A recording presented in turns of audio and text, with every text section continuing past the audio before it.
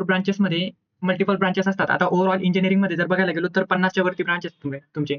तर त्यातनं टेक्निकल ब्रांचेसमधनं आता सगळ्यात जास्त प्रेफरन्स असतो पोरांचा AI/ML, CS, कॉम्प्युटर इंजिनिअरिंग, परत तुमची IT इन्फॉर्मेशन टेक्नॉलॉजी, AIDS आणि मल्टिपल ब्रांचेस आहेत. ENTC पण टेकमध्ये येते, पण ती थोडी म्हणजे साइड ब्रांच झाली टेकमधली. जर आपल्याला टेक ब्रांच भेटत नसली तर आपण ENTCच्या साईडला जातो. त्यानंतर कोर ब्रांचेसमध्ये मल्टिपल ब्रांचेस असतात. ज्या टाईपचं तुमचं ॲझ्युम करू शकता तुमची इलेक्ट्रिकल इंजिनिअरिंग, सिव्हिल आणि परत तुमची मेकॅनिकल, हे 3 मेन कोर ब्रांचेसमध्ये येतात. आणि जर कॉम्प्युटर इंजिनिअरिंगमध्ये आपण टेक्निकल फील्डमध्ये कोर ब्रांच बघायला गेलो तर त्यात असते AIDS आणि AI/ML, artificial intelligence, machine learning. तर आज आपण ट्राय करूया सगळे जे ओव्हरऑल ब्रांचेस आहेत टॉपचे, AI/ML, AIDS, computer engineering, IT, mechanical, electrical, ते सगळे कव्हर करण्यासाठी. तर तुमचं जे ऍडमिशन आता स्टार्ट होणार आहे, ऍडमिशनच्या आधी सगळ्यात महत्त्वाचं असणार आहे तुमची ब्रांच सिलेक्शन. जर तुम्ही आता एक ब्रांच सिलेक्ट केली तर तीच ब्रांचवर तुमचं पुढचं सगळं करिअर असणार आहे. 30-40 वर्ष पुढे जे वर्क करणार आहे तुम्ही त्या ब्रांच रिलेटेड करणार आहात सगळे. आता समजा कॉम्प्युटर इंजिनिअरिंग तुम्ही सिलेक्ट केली यावेळेला ऍडमिशनच्या वेळेस, तर पुढे जे तुमचं फ्युचर असणार आहे 4 वर्षानंतर जेव्हा तुम्हाला जॉब भेटले त्यावेळेला टेकमध्ये तुम्ही काम करणार. पण यावेळेला एक महत्त्वाचा डिसिजन असा असणार आहे की एक ब्रांच तुम्ही जी चूज करणार त्यात पुढे सगळं तुमचं हे असणार आहे, फ्युचर असणार आहे. त्यामध्ये कसं आहे, आता तुम्ही जर एखादी ब्रांच चूज केली तर तुम्हाला रिग्रेट नको व्हायला की त्यावेळेला होता वेळ म्हणून आपण वेगळी ब्रांच चूज केलेली म्हणून. तर त्यासाठी म्हणूनच ते आपण जे डाऊट असतात पोरांचे ते डाऊट क्लिअर करण्यासाठी आजचं सेशन ठेवलेलं आहे. हे सेशन फक्त काउन्सिलिंग जे स्टुडंट आहेत काउन्सिलिंगचे त्यांच्यासाठी ठेवणार होतो, पण बरेच स्टुडंट होते ज्यांचे मेसेज आलेले, दादा आम्हाला पण थोडं गाईड पाहिजे त्याबद्दल, ब्रांचेस बद्दल बरेच आम्हाला डाऊट आहेत त्याबद्दल. कारण कसं असतं कॉम्प्युटर इंजिनिअरिंग, AI/ML, AIDS आणि इतर IT, हे जे तिघी ब्रांचेस असतात हे कंपॅरेटिव्हली रिलेटेड असतात एक दुसऱ्यांचे. तर मग पोरांना डाऊट असतो, तर मग नेमकं यामध्ये डिफरन्स काय आहे? AI/ML काय, AI/ML मध्ये काय, AIDS मध्ये काय, IT मध्ये काय, कॉम्प्युटर इंजिनिअरिंग मध्ये काय? कारण ते चारही जे ब्रांच आहेत ते टेक्निकल ब्रांचेस आहेत. तर मग मेन डिफरन्स काय आहे यांच्यात? तेच आज आपण बघणार आहोत. तर सगळ्यात पहिली आपली ब्रांच असणार आहे कॉम्प्युटर इंजिनिअरिंग.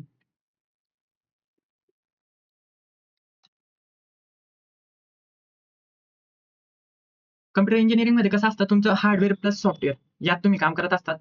हार्डवेअर म्हणजे नॉर्मली जे पीसीचे हार्डवेअर असतात, फिजिकली जे डिव्हाइसेस असतात ते हार्डवेअर असतात, आणि सॉफ्टवेअर म्हणजे जे आपण कोडिंग करून बनवतो ते. यामध्ये इन फ्युचर तुम्ही शिकणार 4 वर्षाचा जो कोर्स असणार आहे त्यामध्ये तुम्ही शिकणार C++, जावा, पायथन, मल्टिपल जे प्रोग्रामिंग लँग्वेज आहेत ते. कारण कम्प्युटरला जी नॉर्मल लँग्वेज कळत नाही त्यासाठी आपण एखाद्या जर सॉफ्टवेअर बनवतोय किंवा एखाद्या प्रोजेक्टवर काम करतोय तर त्या प्रोजेक्टवर काम करताना आपल्याला प्रोग्रामिंग लँग्वेज येणं महत्त्वाचं असतं. तर कम्प्युटर लँग्वेजमध्ये किंवा कोणती पण जरी टेक्निकल तुम्ही ही पकडली ब्रांच तर त्यामध्ये तुम्हाला महत्त्वाचं असतं तुमची जी स्किल असते टेक्निकल स्किल त्यामध्ये तुमचे प्रोग्रामिंग लँग्वेजेस असतात.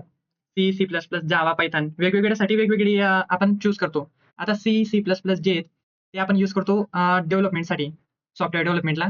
जावा जी यूज करतो ती पण सॉफ्टवेअर डेव्हलपमेंटला, पण त्याच्यात वेगवेगळ्या लायब्ररीज असतात म्हणून आपण ती जावाला वेगवेगळ्या स्पेसिफिक कामासाठी यूज करतो. आता पायथन जी आता जर बघायला गेलो आपण मशीन लर्निंग AIDS मध्ये, तर AIDS मशीन लर्निंग जे असतात त्यात वेगवेगळ्या लायब्ररीज आपण लायब्ररीजवर काम करतो. तर ते जे लायब्ररीज आहेत ते फक्त पायथनमध्ये आढळतात, म्हणजे पायथनमध्ये असतात ते लायब्ररीज. बाकीचे जे लायब्ररीज आहेत ते C++, जावामध्ये भेटत नाही जर आपण मशीन लर्निंगवर काम करतोय तर. आता आपलं चाललंय कम्प्युटर इंजिनिअरिंग, तर त्यामध्ये DSA असतं, डेटा स्ट्रक्चर अल्गोरिदम. त्यामध्ये तुम्ही C वर करा, C++, जावा. DSA मध्ये कसं असतं मल्टिपल जे हे असतात आपले मल्टिपल जे प्रॉब्लेम्स असतात रिलेटेड टू अवर कॉलेजेस किंवा वेगवेगळे जे सॉफ्टवेअर असतात ते त्यावर जर काम करतात तुम्ही तर मल्टिपल प्रॉब्लेम्स फेस करतात डेव्हलपर्स. तर त्यासाठी आपण शिकतो डेटा स्ट्रक्चर अल्गोरिदम्स. वेगवेगळे अल्गोरिदम असतात त्यावर तुम्ही शिकत राहता. त्यानंतर computer architecture, operating system, database management system. आता डेटाबेस मॅनेजमेंट सिस्टीम जे असतं ते ML मध्ये पण असतं, DS मध्ये पण असतं आणि तुमचं कम्प्युटर इंजिनिअरिंग मध्ये पण असतं. डेटाबेस मॅनेजमेंट सिस्टीम म्हणजे काय आलं, आता समजा एखाद्या कंपनीचा मोठा डेटा आहे. डेटा जो असतो तो मोठा असतो खूप, म्हणजे मिलियन बिलियन मध्ये रोज असतात. त्यामध्ये तो डेटाला मॅनेज करायचं काम जे असतं ते डेटाबेस सिस्टम मध्ये आपण करतो. डेटा वेअरहाऊस वगैरे ते तिथं डेटा स्टोअर असतो. वेगवेगळे जे क्वेरीज असतात ते आपण क्रिएट करत असतो किंवा सॉल्व्ह करत असतो त्या डेटावर. नंतर कम्प्युटर नेटवर्क, कम्प्युटर इंटरकनेक्टेड कसे असतात, हा तुमचा सिलेबस आहे कम्प्युटर इंजिनिअरिंग मध्ये जर शिकताय तुम्ही तर चूज केलं तर. आणि नंतर डिजिटल लॉजिक अँड डिझाईन. त्यानंतर वेब डेव्हलपमेंट बेसिक. वेब डेव्हलपमेंटमध्ये पण वेगवेगळ्या लँग्वेजेस आल्या प्रोग्रामिंग. जसे प्रोग्रामिंगसाठी आपण डेव्हलपमेंटसाठी C++, जावा, पायथन शिकतो, तसं वेब डेव्हलपमेंट म्हणजे एखादी वेबसाईट बनवली तर वेबसाईट बनवण्यासाठी आपण यूज करतो HTML, CSS. ते तुम्हाला इन फ्युचर असेल जेव्हा तुम्ही शिकणार तेव्हा. हे मी बरोबर बेसिक सांगतो तुम्हाला, पण कव्हर करतोय तुम्हाला ओव्हरऑल कळायला पाहिजे म्हणून. वेब डेव्हलपमेंटसाठी HTML करतो. HTML जी असते ती फक्त तुम्हाला युजरला जे समोर दिसतंय म्हणजे जे स्ट्रक्चर आहे त्यासाठी आपण HTML यूज करतो. आता तुम्हाला जर एखादी वेबसाईट दिसते, आता वेबसाईटमध्ये इकडे एक बटन आहे, दुसऱ्या साईडला एक बटन आहे, बाजूला त्याच्या कॉन्टॅक्ट बटन आहे. तर ती जी डिझाइन आहे ते डिझाइन आपण HTML द्वारे करतो. आणि जे बॅकएंड असतं, बॅकएंड म्हणजे त्या बटनला क्लिक केल्यानंतर काय ओपन व्हायला पाहिजे, प्रोसेस काय व्हायला पाहिजे, त्यासाठी आपण यूज करतो जावास्क्रिप्ट बॅकएंडसाठी. बॅकएंडसाठी पण मल्टिपल लँग्वेजेस असतात. आता मध्ये जर तुम्ही करतायत, तर त्यासाठी फ्लास्क वगैरे असे वेगवेगळे लँग्वेजेस असतात. बाकीचे फ्रेमवर्क असतात त्याचप्रमाणे. तर नंतर असतं त्याच्यात सॉफ्टवेअर इंजिनिअरिंग तुम्ही त्याच्यात फायनल इयरपर्यंत कंप्लीट करतात. आता फायनल इयरपर्यंत तुमचं तर सगळं कंप्लीट असतं. त्यामुळे आपण सगळे जे लँग्वेजेस असतात मल्टिपल, त्या लँग्वेजेस कंबाईन करतो. त्याच्यावर एक फायनल इयर प्रोजेक्ट बनवतो, जो की रिअल वर्ल्ड असतो. आता समजा एखादा प्रोजेक्ट आहे, असा प्रोजेक्ट आहे. आता एखाद्या कंपनीने असा प्रोजेक्ट सांगितला, जो त्यांना रिक्वायर्ड आहे रिअल वर्ल्डसाठी. तर मग तो प्रोजेक्ट जो आहे तो आपण मल्टिपल जे प्रोग्रामिंग लँग्वेजेस त्याप्रमाणे बनवतो. आता याच्यात काय-काय तुम्ही बिल्ड करू शकता इन फ्युचर. कॉम्प्युटर इंजिनिअरिंगच्या म्हणजे आपण जर फ्युचर स्कोप बघायला गेलो तर. त्यामध्ये पहिलं तर वेबसाईट अँड वेब ॲप्स आले. जे वेबसाईट आपल्याला ऑनलाईन बघायला भेटतात ते. नंतर ॲप्लिकेशन्स आले वेबसाईटवरचे. तसंच मोबाईल ॲप्लिकेशन आले. डेटाबेस मॅनेजमेंट सिस्टम बनवू शकतात तुम्ही. एखादा असा डेटाबेस ज्यामध्ये एखाद्या कंपनीचा सगळा ओव्हरऑल जो डेटा आहे.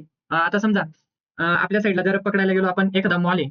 बरोबर. त्या मॉलमध्ये किती कस्टमर्स येतायत, कोणता कस्टमर काय बाय करतोय, काय विकत घेतोय, तो जो सगळा डेटा आहे, तो सगळा डेटा डेटाबेस मॅनेजमेंट सिस्टममध्ये स्टोअर होईल. असा एक सॉफ्टवेअर बनवतो किंवा असा एक डेटाबेस बनवतो ज्यामध्ये सगळा डेटा असेल आपले कस्टमरचा वगैरे. नंतर स्मार्ट ॲप्लिकेशन जे असतात ते. परत games and interactive softwares. Games आता C++चा यूज करून तुम्ही गेम्स बनवू शकतात किंवा असं एक सॉफ्टवेअर बनवू शकतात ज्यासोबत आपण इंटरॅक्शन करू शकतो. इंटरॅक्शन म्हणजे आता एखादा गेम आहे, त्या गेममध्ये आपण काही जे ॲक्शन असतात ते परफॉर्म करतो त्याप्रमाणे इंटरॅक्शन सॉफ्टवेअर. त्यानंतर आपण म्हणजे फ्युचरमध्ये जॉब काय-काय असतात त्याचे. तर तुम्ही सॉफ्टवेअर डेव्हलपर बनू शकतात. फुल स्टॅक डेव्हलपर. फुल स्टॅक डेव्हलपर म्हणजे वेबसाईट बनवणं, फुल overall website. For front end, back end पासून तर ओव्हरऑल एकदम डेप्लॉयमेंटपर्यंत. नंतर सिस्टम एनालिस्ट, डेटाबेस ॲडमिनिस्ट्रेटर जे तुम्हाला मी डेटाबेस सिस्टम जे सांगितलं वरती ते. बरोबर. यानंतर असणार आहे तुमचं नेटवर्क इंजिनिअर. नेटवर्क इंजिनिअरमध्ये तुमचं जे मल्टिपल कंपनी झाल्या, जिओ असल्या, रिलायन्स असल्या, त्यामध्ये नेटवर्क कसे जे वेगवेगळ्या जे बँडविड्थने कव्हर करतायत मल्टिपल टॉवर्सने, ते कसं हँडल करणार त्याप्रमाणे ते झालं. नंतर एम्बेडेड सिस्टम इंजिनिअरिंग. यामध्ये आलं तुमचं IoT वगैरे, इंटरनेट ऑफ थिंग. नंतर IT कन्सल्टंट. त्याप्रमाणेच परत cloud engineer, cyber security analysis. Multiple जे कंपनी टॉपचे ते प्रोव्हाईड करतात कॉम्प्युटर इंजिनिअरिंगसाठी जॉब्स. तर त्यामधनं टॉपचे कंपनी झाले TCS, Tata consultancy services, Infosys, Accenture, Capgemini, Wipro, Microsoft, Google, Amazon आणि मल्टिपल. जर तुम्हाला गव्हर्नमेंट जॉब करायचे असतात, समजा गव्हर्नमेंट जॉब तुम्हाला कंटिन्यू करायचे आहेत, हे असले प्रायव्हेट कंपनीज. पण प्रायव्हेट कंपनीजमध्ये पण हायर पॅकेज असतं ॲज पर टू गव्हर्नमेंट. आता गव्हर्नमेंटमध्ये कसं झालं DRDO जे झालं ते सगळं डिफेन्समध्ये असतं. आणि परत दुसरं झालं तुमचं इस्रोमध्ये पण तुम्ही ॲज अ सॉफ्टवेअर डेव्हलपमेंट किंवा लागू शकतात इस्रोमध्ये पण. बरोबर. जर तुम्हाला सायंटिस्ट प्रमाणे त्याप्रमाणे काही असेल, तर त्यांचे पण बरेच काही एक्झाम्स असतात. त्यानंतर असणार आहे आपला second branch. Okay, just wait. AI/ML. आता AIचा जमाना चालू आहे सगळ्यांना माहिती आहे तुम्हाला. AIची एखादी ब्रांच जर तुम्ही बघायला गेलेत, आता SVCAMला बरेच पोरं गेले होते, त्यांचे पण मला मेसेज आले होते, की दादा आम्हाला AI/MLची ब्रांच पाहिजे होती पण भेटली नाही. 1,10,000 भरून पण एवढं डोनेशन देऊन सुद्धा आम्हाला AI/ML ब्रांच भेटली नाही, कोर ब्रांच भेटतायत. तर काय करू? आता जर त्यांच्याकडे ब्रांच नसतील, टेक ब्रांचेस, तर मग ते काय कोर ब्रांचेस पोरांना प्रोव्हाईड करतात. पण आता जर तुम्हाला कसं असणार आहे, आता 4 वर्षात डिग्री तुम्हाला भेटणार आहे, बरोबर. आता पुढचे 4 वर्षात डिग्री तुम्हाला भेटणार आहे, तर 4 वर्षात ट्रेंडमध्ये काय असणार आहे मार्केटमध्ये, कोणत्या पोरांची रिक्वायरमेंट असणार आहे, ते बघून आपल्याला आता ब्रांच चूज करावी लागेल. तर त्यातनं एक सगळ्यात महत्त्वाची आणि सगळ्यात पॉवरफुल ब्रांच असणार आहे AI/ML आणि AIDS. AIDS आपण पुढच्या पेजला कव्हर करूया. आता बघूया AI/ML. AI/ML काय असतं? हे कॉम्बिनेशन असतं आर्टिफिशियल इंटेलिजन्स आणि मशीन लर्निंगचं. ते काय करतं, असं एक सिस्टम बनवतं. त्या सिस्टमला शिकवतं जुन्या डेटावरनं आणि डिसिजन घेतं जुन्या डेटावरनं. आणि ते डिसिजन जर चुकीचं असलं किंवा थोडं इनकरेक्ट असलं, तर त्याला इम्प्रूव्ह करतं आपल्या प्रोग्रामिंग लँग्वेजचा यूज करून. आता समजा एखादा वेदर प्रिडिक्शन सिस्टम तुम्ही एक्झाम्पल घेऊ शकतात नॉर्मल. आता ते त्याचे एक्झाम्पल तर मेडिकल डायग्नोसिस वगैरे त्यासाठी ते महत्त्वाचं आहे. पण सोपं एक्झाम्पल मी तुम्हाला म्हणजे असं समजावण्याचा प्रयत्न करतोय. एक साधं एक्झाम्पल तुम्ही पकडू शकतात, की आता समजा वेदर प्रिडिक्शन सिस्टम. आता ही वेदर प्रिडिक्शन सिस्टममध्ये आता आज पाऊस पडणार आहे की नाही पडणार आहे, हे आपल्याला सकाळीच मोबाईलवर येऊन जातं Googleकडनं. बरोबर. नोटिफिकेशन पडते आपल्याला, की 36 डिग्री सेल्सियस आहे किंवा 28 डिग्री सेल्सियस आहे. बरोबर. ते असे जे वेगवेगळे नोटिफिकेशन आहेत ते येतात. पण मग ते कसं असतं वेदर प्रिडिक्शन सिस्टमचं आउटपुट असतं. आता ते त्याला कसं माहिती की पाऊस पडणार आहे की नाही पडणार आहे. हे मॉडेल ट्रेन केलेले असतात machine learning through. AIML through. तर मग AIML म्हणजे काय असलं, आपण असं एक मॉडेल बनवतो, ज्या मॉडेलला स्टार्टिंगला आपण ट्रेन करतो प्रिव्हियस डेटावरनं. जो जुना डेटा असतो त्या डेटावरनं आपण पहिले मॉडेलला ट्रेन करतो, की या डिग्रीला या वेळेस पाऊस पडलेला आहे. तर मग आता करंटली एवढ्या डिग्रीमध्ये इन फ्युचर क्लाउडचं कसं आहे, सगळं कॉम्बिनेशन कसं आहे, काय आहे, त्याप्रमाणे ते पुढचं फ्युचर प्रिडिक्शन करत असतं प्रिव्हियस डेटावरनं. हे असतं नॉर्मली AIML. म्हणजे नॉर्मली बेसिकली काय आहे, जुन्या डेटावरनं आपण मशीनला अशी एक ॲबिलिटी देतो, जे जुन्या डेटावरनं शिकतं आणि पुढचं प्रिडिक्शन करतं. आता ते प्रिडिक्शन बरोबर आहे की चुकीचं आहे? जर चुकीचं असलं तर आपण त्याला रिट्रेन करतो रिअल डेटावरनं. आता जर डेटा तुमचा क्लीन असेल, तर मॉडेल जे आहे ते तुमचं हाय ॲक्युरसी येईल. हाय ॲक्युरसी म्हणजे मॉडेल बरोबर प्रिडिक्ट करेल त्याप्रमाणे पुढे. आणि याच्यातून तुम्ही प्रोग्रामिंग लँग्वेजेस असणार आहेत पायथन, जे की आपण कॉम्प्युटर इंजिनिअरिंगमध्ये C++, जावा पाहिलेले होते. आता पायथन का यूज करतो आपण याच्यात? कारण की पायथनमध्ये लायब्ररीज अशा आहेत, पांडास, NumPy, मॅटप्लॉटलिब, सायकिटलन, हे अशी लायब्ररी, ते लायब्ररीचा यूज करून तुम्ही जी लँग्वेज मॉडेलला ट्रेन करू शकतात. याच्यातनं बरेच जे लँग्वेजेस आहेत किंवा फ्रेमवर्क आहेत, जसे PyTorch झाले, TensorFlow झाले, ते लिहिलेले आहेत C++ लँग्वेजेसमध्ये आणि बाउंड केलेलं आहे त्यांना एका लायब्ररीमध्ये. म्हणजे जसंच एकच लाईनचा कोड असतो, त्या लाईनला आपण फक्त कॉल करतो. कॉल केल्यानंतर जी ओव्हरऑल कोडिंग असते, ती त्याच्यात बाउंड केलेली असते C++ द्वारे. तर मग त्याला आपण फक्त कॉल करतो, म्हणजे इम्पोर्ट करतो त्याला, आणि बस जी सगळी प्रोसेस असते ते आपण करत असतो खालच्या लेव्हलला. नंतर याच्यात असतं मॅथेमॅटिक्स. बरोबर, तुम्ही याच्यात मॅथ्स शिकणार आहात. 11वी-12वीला तुम्ही बरंच शिकलेले असणार. आपला कंटिन्युइटी, परत तुमचे जे मल्टिपल आहेत, लिमिट, डिफरन्शिएशन, ते परत लिनिअर अल्जेब्रा, स्टॅट्स वगैरे, प्रोबॅबिलिटी डिस्ट्रिब्युशन, सगळं तुम्ही याच्यात शिकत असतात. पण याच्यात डिफरन्स असा असतो, की 11वी-12वीला आपण ते नॉर्मली लिहत असतो आणि समजत असतो. पण याच्यात आपण प्रॅक्टिकली इम्प्लिमेंट करतो मॅथला. आता 11वी-12वीमध्ये कसं असतं, आपण नॉर्मली शिकलेला असतो फळ्यावर किंवा नॉर्मली कन्सेप्ट लक्षात घेतलेले असते. पण याच्यात कसं असतं, कोडिंगद्वारे आपण मॅथला इम्प्लिमेंट करतो. बरोबर. आता त्यामध्ये मल्टिपल्स तुमचे मॅथेमॅटिक्सचे कन्सेप्ट आले. त्याप्रमाणे प्रोबॅबिलिटी आला, डिस्ट्रिब्युशन आला, नंतर सेंट्रल लिमिट थिअरम वगैरे. परत तुमचं डिफरन्शिएशन, 2 पॉइंट्समध्ये किती डिस्टन्स आहे ते डिस्टन्स फाइंड करण्यासाठी वेगवेगळे जे थिअरम्स असतात ते शिकतो. नंतर मशीन लर्निंगचे बरेच काही अल्गोरिथम्स असतात. आता ते अल्गोरिथम्स असले तुमचे सुपरवाइज लर्निंगचे असतात, परत अनसुपरवाइज, सेमी सुपरवाइज. बरोबर, त्याप्रमाणेच मल्टिपल अल्गोरिथम्स असतात. आणि नंतर मशीन लर्निंग शिकल्यानंतर तुमचं असतं डीप लर्निंग. डीप लर्निंग जे ते ओव्हरऑल मॉडेलला आपण ट्रेन करण्यासाठी यूज करतो. परत न्यूरल नेटवर्क, हे तुमचं नॉर्मल सिलेबस आहे, ते तुम्हाला पुढे समजेल. Data science, data analyst, NLP, natural language processes, computer vision म्हणजे मल्टिपल आपण कॅमेराज थ्रू, सेन्सर थ्रू आपण आउटपुट घेतो, त्याला परत हँडल कसं करायचं ते सगळं असतं. AI ethics and responsible AI, model development, ML, OOPs. नंतर research, innovation and problem solving. हा सिलेबस तुम्हाला तर पुढे कळेल. बरोबर. त्यानंतर तुम्ही काय बिल्ड करणार शिकल्यानंतर 4 वर्षानंतर. चॅटबॉट तुम्ही बनवू शकता, जसं की ChatGPT वगैरे झालं. परत व्हर्चुअल असिस्टंट तुम्ही बनवू शकतात. ChatGPT, Gemini, परत वेगवेगळे जे LLM, लार्ज लँग्वेज मॉडेल असतात. Image and face recognition. आता हे पण सिंपल एक्झाम्पल आहे MLचं. आता सिंपल एक्झाम्पल कसं आहे, आपण मॉडेलला ट्रेन करणार वेगवेगळ्या इमेजेसवर, डॉगची इमेज, कॅटची इमेज. तर ते आपण त्याला इनपुट दिल्यानंतर आउटपुटमध्ये आपल्याला काय भेटेल, की ती इमेज कुठल्या याची, डॉगची की कॅटची. हे आता तुम्हाला सांगताना सोपं वाटते, की हे आपण बघून पण सांगू शकतो असं तसं. पण काही असं सिच्युएशन असते ज्यामध्ये ह्युमन त्याला रिकॉग्नाइज नाही करू शकत, ते AI मॉडेल्स रिकॉग्नाइज करू शकतात. परत स्पॅम डिटेक्शन सिस्टम तुम्ही बनवू शकतात. स्पॅम डिटेक्शन सिस्टम म्हणजे ईमेल तुमची स्पॅम आहे की नाही. आता स्पॅम ईमेल कसं असतात, फ्रॉड असतात. बरेच बँकचे फ्रॉड होऊन जातात, की तुम्हाला लॉटरी लागलेली असं तसं, 25 लाखाची, हे एवढे पेमेंट करा या ईमेलला, असं तसं वेगळं असतं. त्याप्रमाणेच आपण ते स्पॅम डिटेक्शन ऑटोमॅटिकली डिटेक्ट करतो, की ईमेल स्पॅम आहे की नॉट स्पॅम. बरोबर. त्याप्रमाणे ईमेलला मार्क करतं AI मॉडेल, की स्पॅम आहे की नॉट स्पॅम. नंतर प्रेडिक्टिव्ह मॉडेल, जे मॉडेल प्रेडिक्ट करतात पुढचं. सेल्फ ड्रायव्हिंग कार सगळ्यात महत्त्वाचं. आता मेन एक्झाम्पल हे सेल्फ ड्रायव्हिंग कार म्हणजे कारला आपण मल्टिपल कार जे ती विदाऊट ड्रायव्हर चालते. तर मग ती कशी चालते? कारला आपण शिकवलेलं असतं मल्टिपल डेटावरनं किंवा ट्रेन केलेलं असतं. त्याला मल्टिपल सेन्सर्स असतात, कॅमेराज असतात. त्या कॅमेराजद्वारे ते इनपुट घेतं आणि मॉडेलला सांगते, की या ठिकाणी हे असं आहे. तर पुढचं ॲक्शन कसं घ्यायला पाहिजे?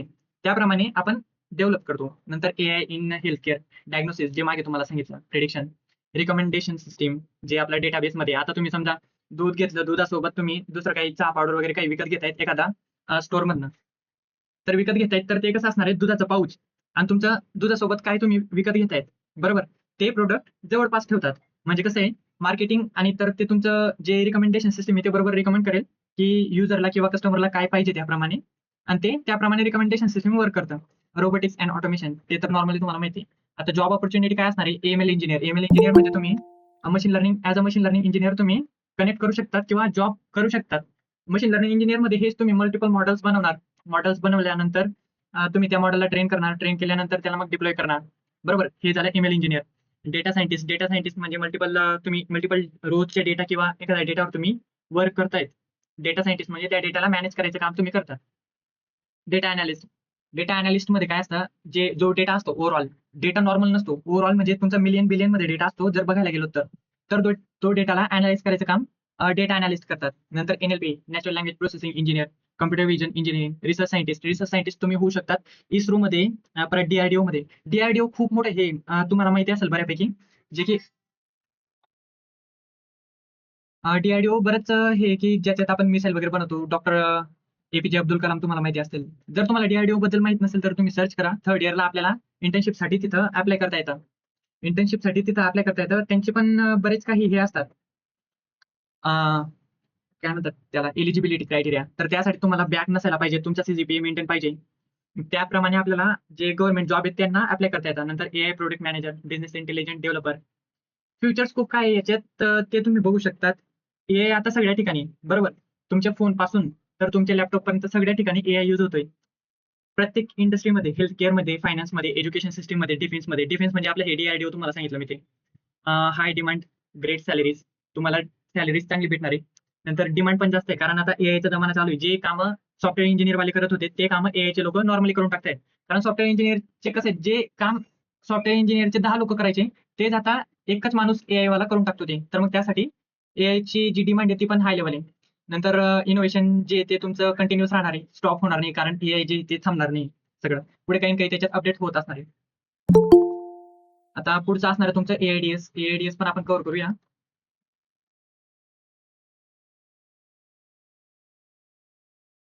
ओके. एआयडीएस. आता एआयडीएस काय असतं, artificial intelligence and data science.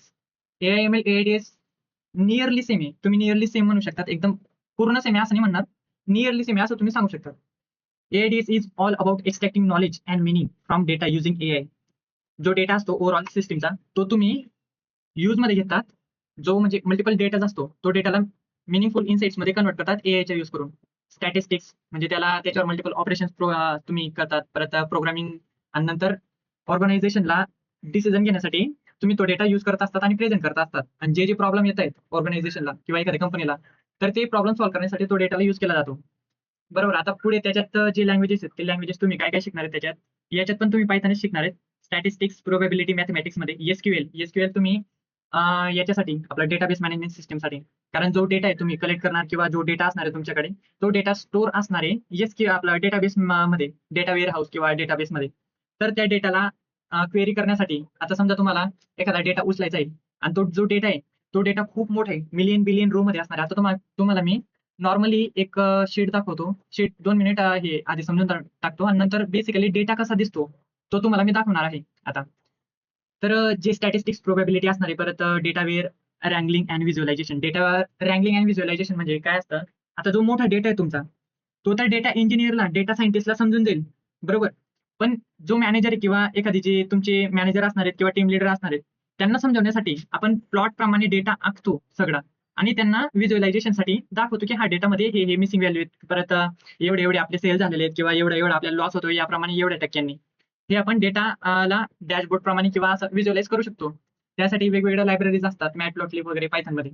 नंतर असतं मशीन लर्निंग अल्गोरिदम्स. याच्यात पण असतं थोडं मशीन लर्निंग. जो तुमचा क्लीन डेटा असतो, तो डेटावर आपण मॉडेलला ट्रेन करतो, आणि ट्रेन केल्यानंतर नॉर्मली बेसिकली आपण डेटा अनालाइज करतो. परत जे प्रेडिक्शन आहे ते करत असतो. नंतर data mining and pattern discovery. आता मल्टिपल जो डेटा आहे तुमचा, त्या डेटामधनं आपण असा डेटा काढतो ज्याच्यातनं आपल्याला पॅटर्न भेटतायत.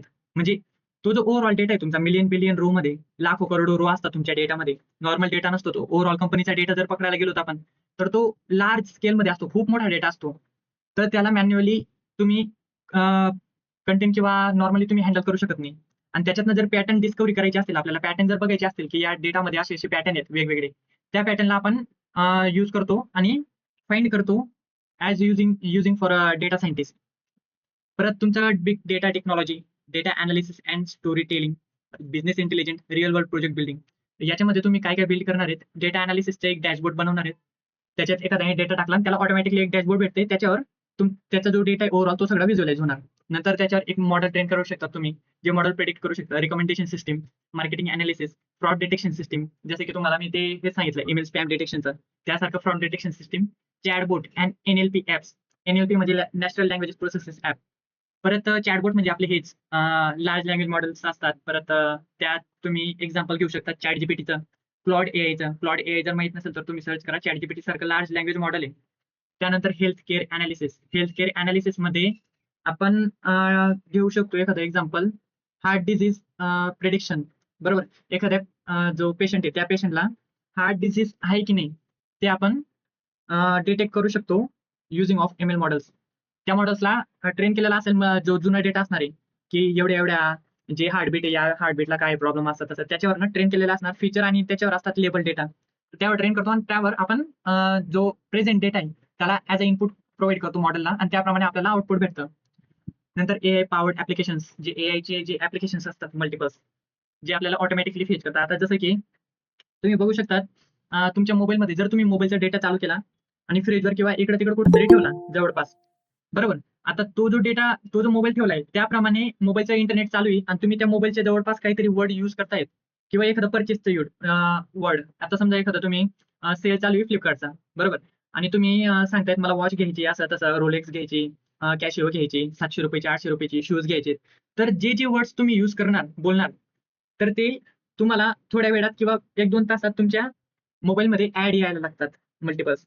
जसे की तुम्ही जर मोबाईलचं बोलत असतायत किंवा मोबाईल परचेस करायचा आहे मला असं तसं, एवढी रेंज माझी असं तसं, किंवा ऍपल यूज करायचं आहे असं, तर मग त्याप्रमाणे तुम्हाला जे ऍड आहेत ते येत असतात.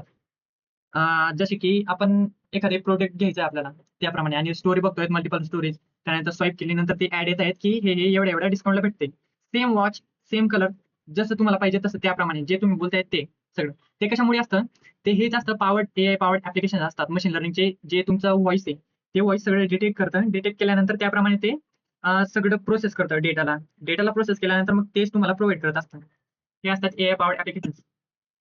यामध्ये जॉब ऑपॉर्च्युनिटीज काय असणार आहेत, डेटा अनालिस्ट तुम्ही बनू शकता, डेटा सायंटिस्ट तुम्ही बनू शकतात. तुम्हाला सांगितलं डेटा सायंटिस्ट काय असतं, ML इंजिनियर तुम्ही बनू शकतात, बिझनेस इंटेलिजन्स अनालिसिस बनू शकतात. बिझनेसमध्ये आपण बिझनेसला ग्रो कसं करू शकतो, तर मल्टिपल डेटाचा अनालिसिस करून बिझनेसमध्ये बेटर डिसिजन घेण्यासाठी तुम्ही बिझनेस अनालिस्ट बनू शकता, डेटा इंजिनियर बनू शकतात, AI रिसर्च असोसिएट बनू शकतात, स्टॅटिस्टिशियन, क्वांट अनालिसिस, नंतर BI डेव्हलपर, अनालिटिक्स कन्सल्टेशन. परत तुम्हाला मी डेटा दाखवून देतो, डेटा कसा असतो, मल्टिपल जो डेटा असतो. तर 1 मिनिट फक्त स्क्रीन ओव्हरऑल शेअर करतो.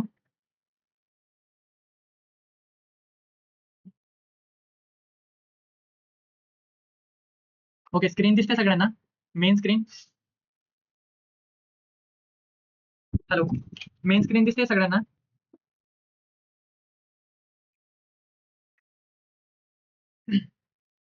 ओके, तर मी आता एक मॉडेल बनवतोय तुमच्या जे काउन्सिलिंगचे स्टुडंट आहेत माझे त्यांच्यासाठी.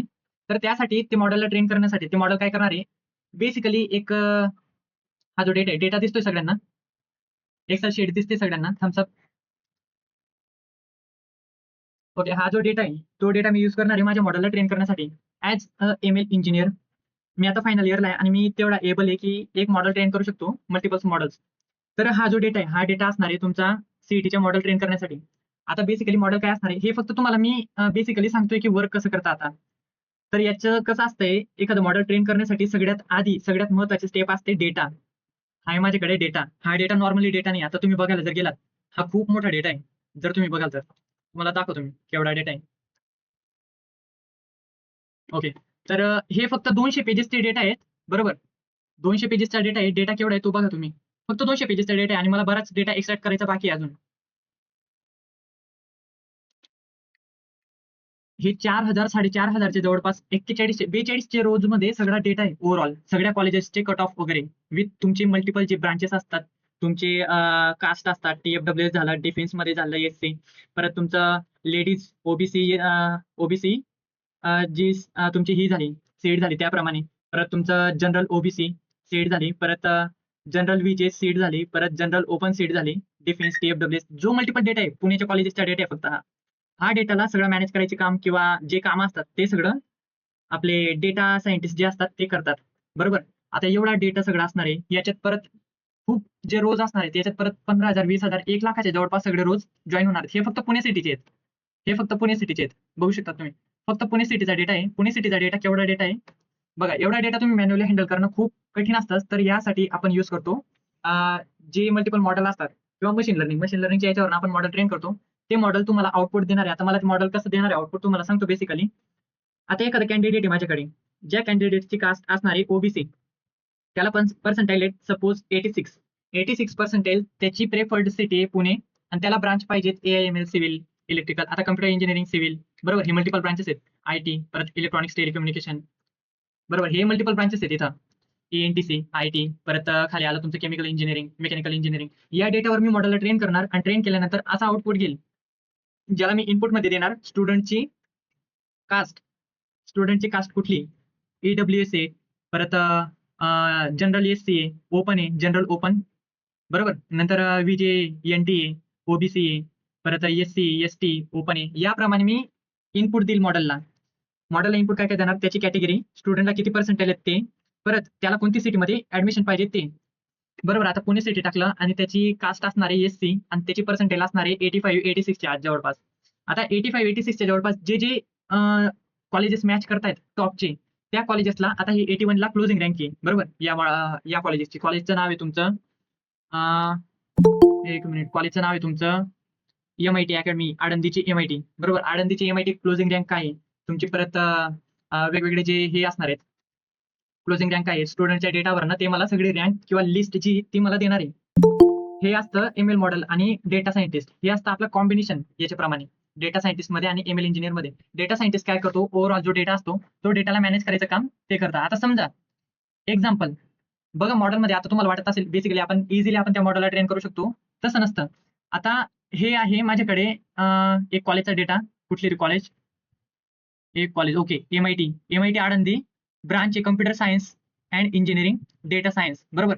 ही कास्ट आहे ऑर्फन साठी सीट आणि त्याचा जो क्लोजिंग रँक आहे तो आहे आणि क्लोजिंग पर्सेंटेज आहे 83.55, स्टेज 1 म्हणजे कॅपराऊंडचा डेटा आहे फक्त हा, कॅपराऊंडचा डेटा, पेज नंबर 60.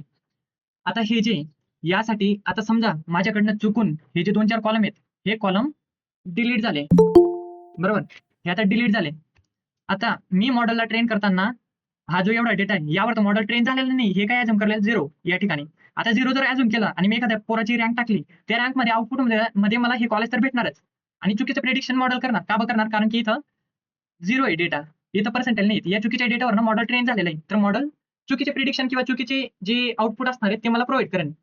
आता चुकीचे आउटपुट जर प्रोव्हाइड केलं ते असतं मॉडेलची इनॅक्युरेसी, म्हणजे चुकीचं मॉडेल ट्रेन झालेलं माझ्याकडनं. तर मग हा जो डेटा असतो, हा एवढा डेटा तर तुम्ही एवढ्या अख्ख्या याच्यात तर शोधत बसणार नाहीत की कुठं डेटा खाली कुठं डेटा भरलेला आहे, बरोबर. एवढ्या डेटाला तर तुम्ही सगळं म्हणजे बघत बसणार नाहीत. तर त्यासाठी आपण मल्टिपल लँग्वेजेस यूज करतो. हा तर छोटासाच डेटा आहे, 4000-5000 रो मध्येच डेटा आहे. कंपनीचा डेटा असतो तुमचा मिलियन बिलियन रोज मध्ये, बरोबर.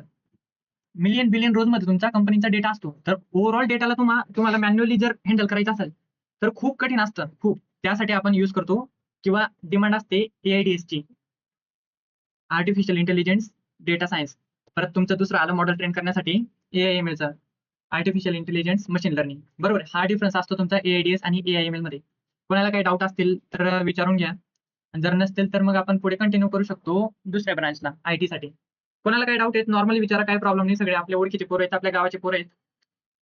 डाऊट असतील हँड रेज करा, नॉर्मली विचारा, ब्रांच बद्दल विचारायचं असेल, काय असेल डाऊट कोणाला.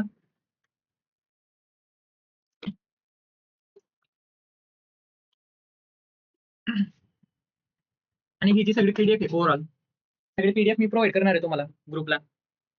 तर त्याप्रमाणे तुम्ही डिसिजन घ्या. परत तुम्हाला काही प्रॉब्लेम आला असेल, तुम्ही काउन्सिलिंग जरी नाही घेतली असेल माझ्याकडनं, तर मला कॉल करा. कॉल करून विचारून घ्या की या ब्रांचमध्ये कसं आहे, काय फ्युचर काय आहे, आमचा प्लॅन चाललाय घ्यायचा, आपण मग नेमकं करू तर कसं करू. या ब्रांचमध्ये कन्फ्युजन आहे, AIDS मध्ये कन्फ्युजन आहे, AIML मध्ये, कम्प्युटर इंजिनिअरिंग मध्ये, कम्प्युटर सायन्स इंजिनिअरिंग मध्ये. आता कम्प्युटर इंजिनिअरिंग मध्ये पण 2 असतात आणि पोरं कन्फ्युज होतात. तर 2 कुठले असले, आपलं तर एक कम्प्युटर इंजिनिअरिंग आलं आणि दुसरं आलं कम्प्युटर सायन्स इंजिनिअरिंग CSE. यात पण बराच डिफरन्स असतो. तर मग जे तुम्हाला बरं वाटतं, मी तर सजेस्ट करतो पोरांना कम्प्युटर इंजिनिअरिंग घ्या. प्युअर कम्प्युटर इंजिनिअरिंग, काय प्रॉब्लेम नाही, काही इश्यू नाही. त्याचप्रमाणे असतं तुमचं IT, information technology. Information technology काय असतं, कोणाला काही डाऊट असेल विचारून घ्या. आपण स्टार्ट करूया IT साठी. IT नंतर आपले राहिले 2 ते 3 पेज ENTC, बाकी इलेक्ट्रिकल मेकॅनिकल. आता थोडक्यात तुम्हाला IT सांगतो. IT आणि कम्प्युटर इंजिनिअरिंग जे ते ओव्हरऑल बघायला गेलो तर सेम आहे. बरोबर.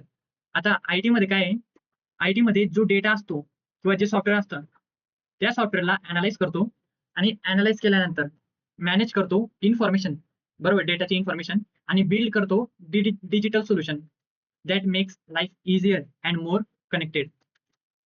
त्यानंतर याच्यामध्ये काय काय तुम्ही शिकणार, जे कम्प्युटर इंजिनिअरिंग मध्ये त्याचे फक्त डिमांड जास्त कम्प्युटर इंजिनिअरिंगला आहे, कारण ते प्युअर कम्प्युटर इंजिनिअरिंग असतं. हे कोर ब्रांच आले त्याची कम्प्युटर इंजिनिअरिंगची. याच्यात असणार आहे तुमची C++, जावा, पायथन, बरोबर. नंतर वेब डेव्हलपमेंट असतं. वेब डेव्हलपमेंट मी तुम्हाला प्रिव्हियसली सांगितलं. त्यात असतं HTML फ्रंट एंड साठी यूज करतो, CSS, जावास्क्रिप्ट, रिएक्ट. आता तुम्हाला शेवटीला मी माझं आहे ना, हे जे मी डेटा एक्सट्रॅक्ट केलाय सगळं, हा डेटा एक्सट्रॅक्ट मी CETच्या मेन वेबसाईट मधनं जो कॅपचा डेटा आहे, बरोबर, कॅप राऊंडची जी PDF असते ओव्हरऑल 1500 पेजेसची एक राऊंडची, त्याच्यातनं तुम्हाला स्क्रीन दिसते ना ओव्हरऑल, का नुसती ती PDF ची स्क्रीन दिसते? डेटा दिसतोय का सगळ्यांना? Okay okay. तर हा जो डेटा आहे ओव्हरऑल, विचार करा, हा डेटा मी एक एक करून स्टोअर केला असेल का? काय वाटतं तुम्हाला? एक एक करून स्टोअर करायला मला 3-4 वर्ष लागून जातील. सगळा ओव्हरऑल डेटा जर मी कलेक्ट करायला बसलो तर, बरोबर. आता तुम्हाला ती PDF दाखवतो मी. हा जे डेटा जो मी जिथून एक्सट्रॅक्ट केलाय ना, ती PDF मी तुम्हाला दाखवतो. आता ती PDF बघा आणि मला सांगा की तो डेटा आपण मॅन्युअली एक्सट्रॅक्ट करू शकतो का? PDF दिसते सगळ्यांना? स्टेट कॉमन एंट्रन्स टेस्ट सेलची.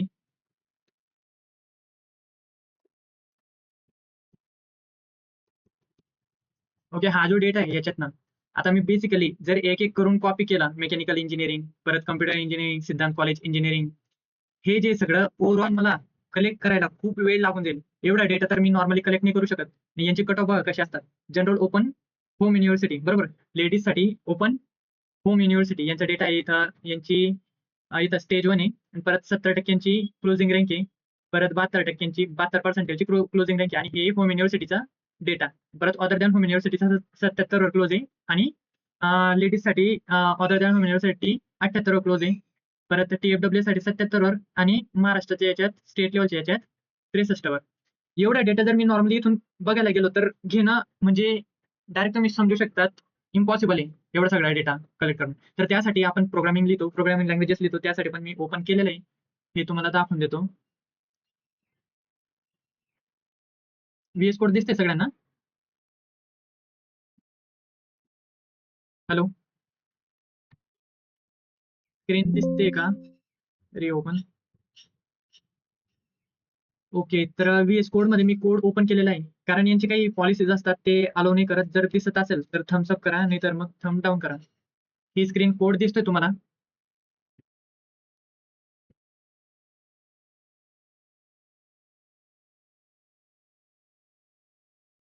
संदीप, कोड दिसतोय का रे? इकडे ये. तुम्हाला कोड दिसतोय का? मला डाऊट येतोय कारण